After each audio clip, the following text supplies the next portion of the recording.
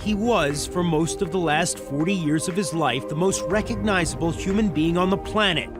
And even when Parkinson's disease slowed his step and his speech, he still reveled in that recognition. He loved people the way no other athlete in his time and few public figures love people. He loved to sign autographs.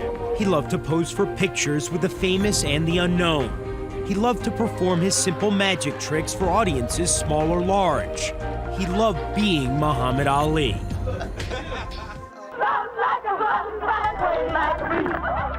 That people loved him equally in return was remarkable for an athlete whose unparalleled career had triggered so much controversy. Ladies and gentlemen, this is Cassius Marcellus Clay. He's young, he's handsome. They know it. He's a poet, a prophet, and many people believe he'll be the next heavyweight champion of the world. As an 18-year-old in Rome in 1960, Cassius Clay won an Olympic gold medal and was the star of the athletes' village, charming the world with his wit and his words. After the games, he and his mouth turned pro.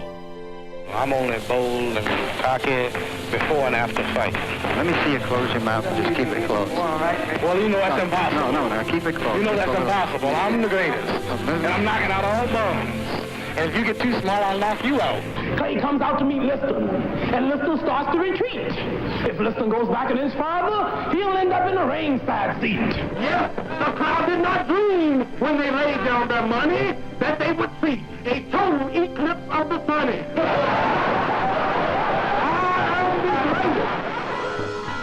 In 1964 in Miami Beach, Ali's quick hands and dancing feet took the heavyweight championship of the world from the highly favored Sonny Liston. I don't have a mark on my face, and I upset Sonny Liston, and I just turned 22 years old. I must be the greatest. I told the world, I talk to God every day. If God's with me, can't nobody be against me. Sonny, I took up the world. I am the king of the world. Hold it. I'm pretty. Hold it, you're not that pretty. I'm a bad man. I took up the world. Few knew that Ali had already come under the spell of Malcolm X and had decided to convert to Islam, to embrace the black Muslim movement. Cassius is not my name no more. Officially Muhammad Ali now. Muhammad Ali. Muhammad means worthy of all praises, and Ali means most high. When he changed his name from Cassius Clay to Muhammad Ali, he was attacked. When he knocked out Liston in 1965 in a rematch with a punch that many people thought was a phantom punch, a bogus blow, he was attacked. And then... Mr. Muhammad Ali has just refused to be inducted into the United States Armed Forces. When he refused induction into the armed forces on the grounds of his Muslim beliefs, he was not only attacked, he was convicted of draft evasion, stripped of his title, exiled from his sport for 3 years. I will not go 10,000 miles from here to help murder and kill another poor people simply to continue the domination of white slave masters over the darker people of the earth.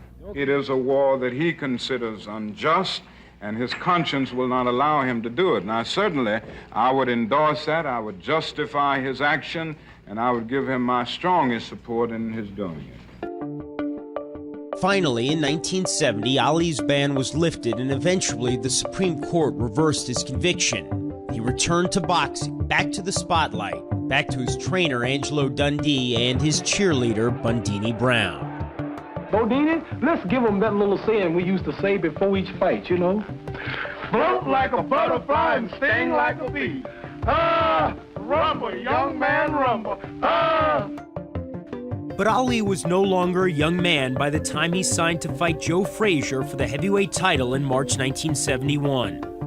If Joe Frazier whoops me, I'm getting on my hands on my knees, crawl across the ring, look up to you, say, I'll tell you what, I don't know, you ain't gonna be on the floor. I'm trying to get you on the spot if you think you're so good. Ali and Frazier were both undefeated, and the fight drew a galaxy of stars to Madison Square Garden. It was the must-see event of its time. Ali was knocked down in the 15th round, and Frazier won a unanimous decision to retain the title. But 2 years later, Frazier took a ferocious beating himself and surrendered the title to George Foreman, who looked indestructible.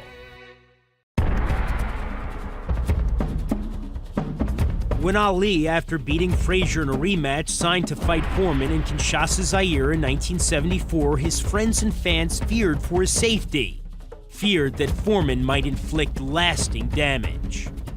George Foreman is a dirty fighter. He is dirty. And I mean, by dirty, I don't mean morally. His style is dirty. It comes out with those big...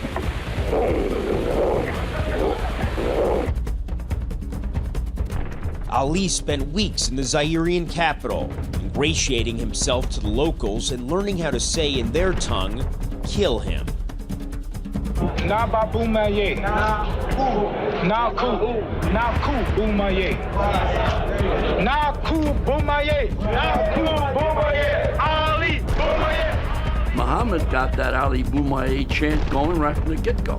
He was the hero.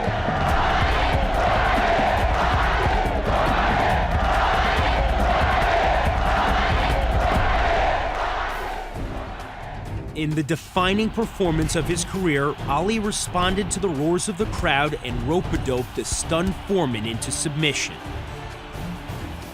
I hit him hard in the side. I mean, I got a good shot. And he said, "Is that all you got, George?" And I remember thinking, yep, that's about it. At 32, Ali was reborn, his image suddenly bright once more. 10 times in the next 3 years, he successfully defended his title. He showed off his skills in Las Vegas and Kuala Lumpur, in Germany and Japan. Most memorably, he fought Joe Frazier a third time in the Philippines.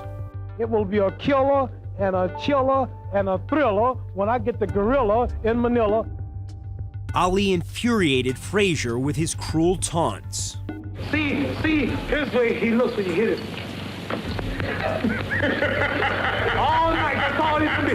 All night in Malaysia. That's all you're gonna see. The Philippines, rather. Come on, gorilla, we in Manila. I can't see anywhere I look like any gorilla. We supposed to be the same. We supposed to be from the same ancestor. They say all Negroes look like that. The people of the Republic of the Philippines proudly presents the Thriller in Manila.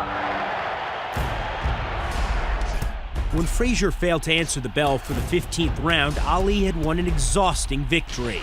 It was his last great triumph. 2.5 years later, when he was 36, Ali, clearly past his boxing peak, lost his title. In fact, he lost 3 of his last 4 fights, including this fight against Larry Holmes in 1980, in which he took a vicious pounding. His hands are no longer busy, his feet no longer swift. And Ali is learning that even he cannot be forever young. I couldn't get away from punches.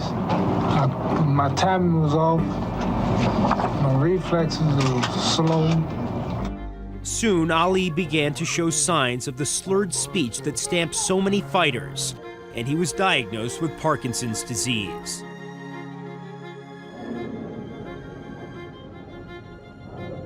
But in the last 20 years of his life, with his 4th wife, Lonnie Ali, and his best friend, photographer Howard Bingham, almost always at his side, he refused to slow down. At the Olympics in Atlanta, he lit the torch, stealing the opening ceremony and the games.